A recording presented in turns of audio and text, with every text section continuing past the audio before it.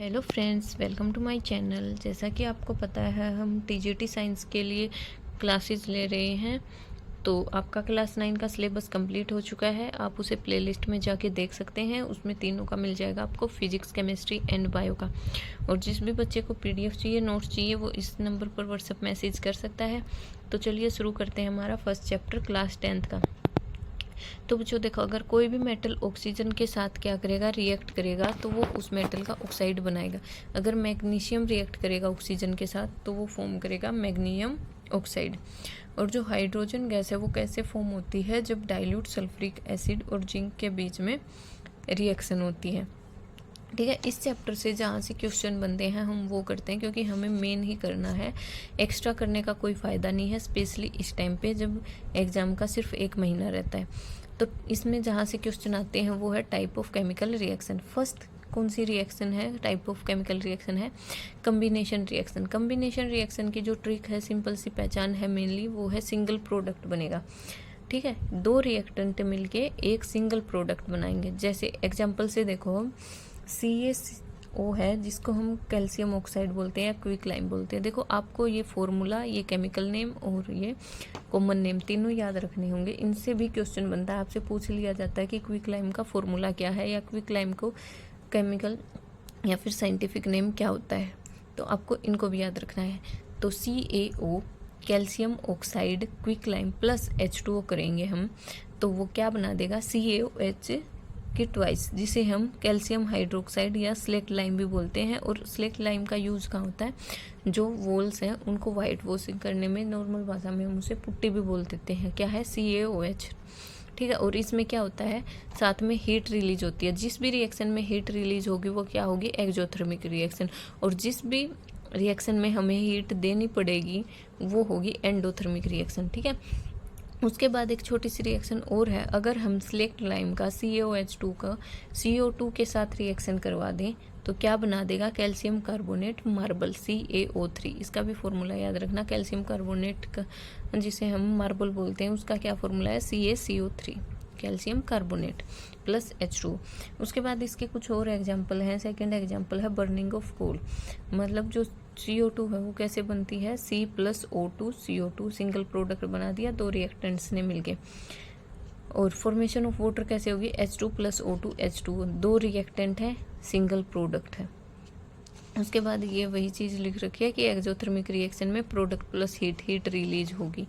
उसके बाद आया एग्जाम्पल क्या है इसके, burning of natural gas, CH4+O2 CO2+H2 बन जाएगा।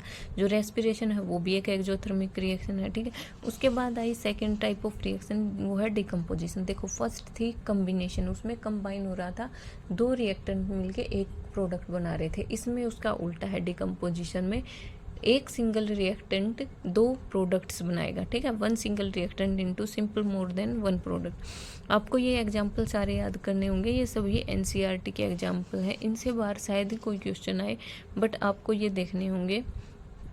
ठीक है, जैसे कि फर्स्ट एग्जाम्पल क्या दे रखा है, फेरिक हाइड्रोक्साइड का दे रखा है। FeOH को अगर हमने हीट दी तो Fe2O3 जो है एक प्रोडक्ट बन गया फेरिक ऑक्साइड Fe2O3, और H2O रिलीज हो गया, साथ में हाइड्रो जो था वो हट गया। ठीक है, फेरिक ऑक्साइड बन गया। तो एक सिंगल प्रोडक्ट था, सॉरी रिएक्टेंट था, उसने दो प्रोडक्ट बना दिए।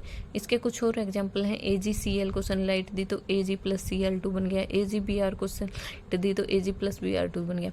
अब डिकम्पोजिशन के फर्दर पार्ट्स हैं, जो कि है thermal decomposition reaction, electrolytic decomposition and photochemical reaction. अब इनमें क्या है, जो थर्मल डिकम्पोजिशन है ना, उसमें देनी पड़ेगी हमें डायरेक्ट हीट। इलेक्ट्रोलाइटिक में क्या होगा, इलेक्ट्रिसिटी देनी पड़ेगी। और फोटोकेमिकल में जो सोलर लाइट है, मतलब सन से जो लाइट आती है, सनलाइट है, वो प्रोवाइड करवानी पड़ेगी। ठीक है, इनके जो एग्जांपल हैं ये एक बार देख लेना। इसमें कैल्शियम कार्बोनेट का दे रखा है, इसमें H2O का दे रखा है, इसमें AgCl का दे रखा है। ठीक है, ये सभी रिएक्शन आपको एक बार देख लेना, याद कर लेना। उसके बाद आया डिस्प्लेसमेंट रिएक्शन। डिस्प्लेसमेंट रिएक्शन क्या होता है, जब कोई मोर रिएक्टिव एलिमेंट कोई लेस रिएक्टिव एलिमेंट को डिस्प्लेस कर दे। जैसे एग्जांपल से समझो आप, मैग्नीशियम प्लस कॉपर नाइट्रेट दे रखा है, तो उससे क्या बन गया, मैग्नीशियम नाइट्रेट प्लस कॉपर।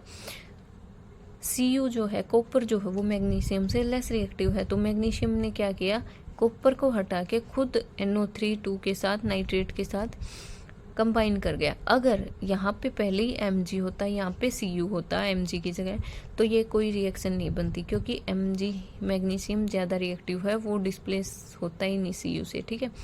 उसके बाद आया Fe प्लस CuSO4। देखो अब Fe क्या है, ज़्यादा रिएक्टेंट है किससे, कॉपर से, तो ये क्या बना देगा, डिस्प्लेस कर देगा, FeSO4 प्लस Cu कॉपर बना देगा।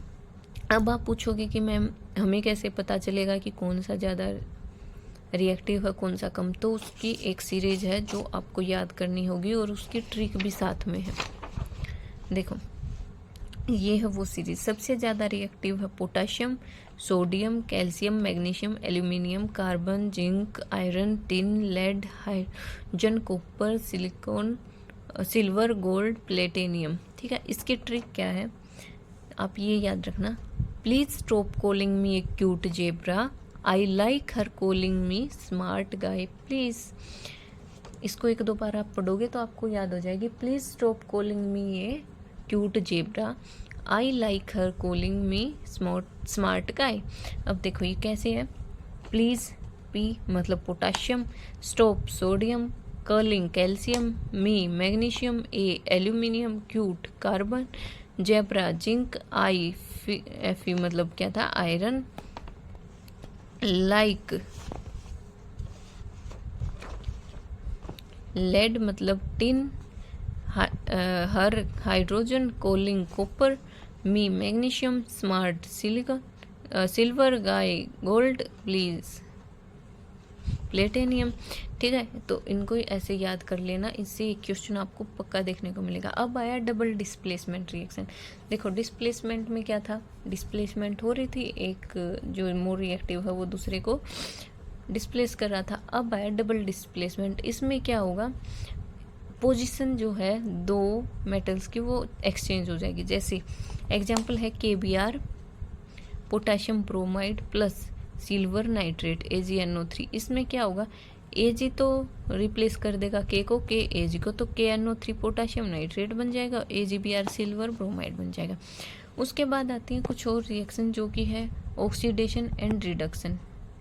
इनमें क्या डिफरेंस है, क्या होता है, एग्जाम्पल दे रखा है ऑक्सीडेशन का एंड रिडक्शन का। एक ऑक्सीडेशन का देखो पहले, Cu प्लस O2,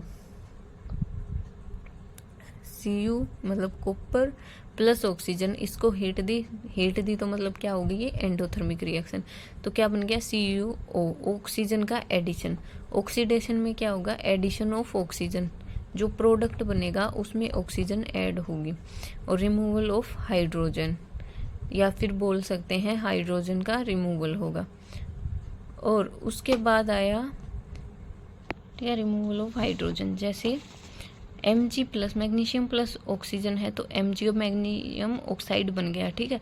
इसमें ऑक्सीडेशन में ऑक्साइड्स की फॉर्मेशन होगी, ऑक्सीजन का एडिशन होगा प्रोडक्ट के अंदर, या फिर किसी में क्या होगा कि रिएक्टेंट से हाइड्रोजन का रिमूवल होना भी क्या कहलाएगा, ऑक्सीडेशन। NH3 है तो उससे क्या बन गया, N2 प्लस H2। अब रिडक्शन में क्या होगा, एडिशन तो H2 का हो जाएगा और रिमूवल O2 का, जो ऑक्सीडेशन था उसके अपोजिट, ठीक है। अभी पूछ लेते हैं कुछ रिडॉक्स रिएक्शन। रिडॉक्स रिएक्शन कौन सी होती हैं, जो रिडक्शन प्लस ऑक्सीडेशन से दोनों को कंबाइन करके बनती हैं। तो उनके कुछ एग्जाम्पल हैं, जैसे CuO copper oxide plus hydrogen, ठीक है, हीट दी एंडोथर्मिक रिएक्शन होंगी।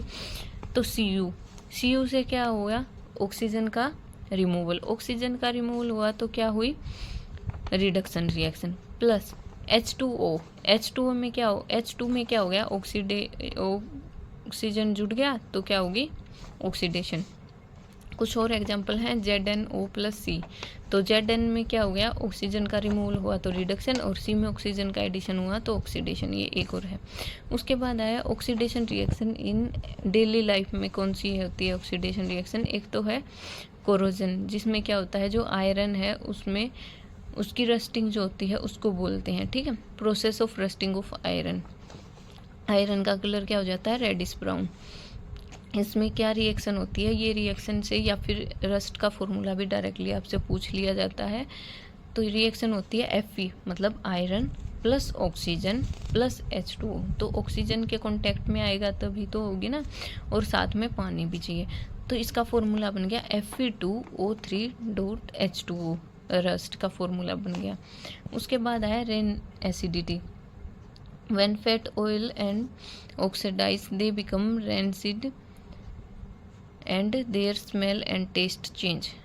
तो उसकी जो फैट एंड ऑयल है वो ऑक्सीडाइज होते हैं, तो उनकी मतलब आप खुद देख लो, दूध या फिर ऑयल वगैरह ज़्यादा देर तक बाहर रहते हैं तो वो क्या होता है, उनमें से अजीब सी स्मेल आने लगती है, उनका टेस्ट भी चेंज हो जाता है। तो बच्चों ये था आपका फर्स्ट चैप्टर जो कि था केमिकल रिएक्शन एंड इक्वेशन। ठीक है, तो ये इसमें हमने बिल्कुल मेन किए हैं जहाँ से क्वेश्चन मेनली आते हैं, और CTET में भी आते हैं। यहाँ से CTET में मेनली कहाँ से आते हैं, इनके फॉर्मूले पूछे जाते हैं। ठीक है, कि क्विक लाइम है उसका जो केमिकल फॉर्मूला है वो क्या है, और जो HTET है उसमें मेनली ये रिएक्शन पूछी जाती है, तो आपको याद करना है। ठीक है बच्चों, किसी को नोट्स चाहिए तो मैसेज कर सकता है। प्लीज़ बच्चों सब्सक्राइब करना, सपोर्ट करना। Thank you so much.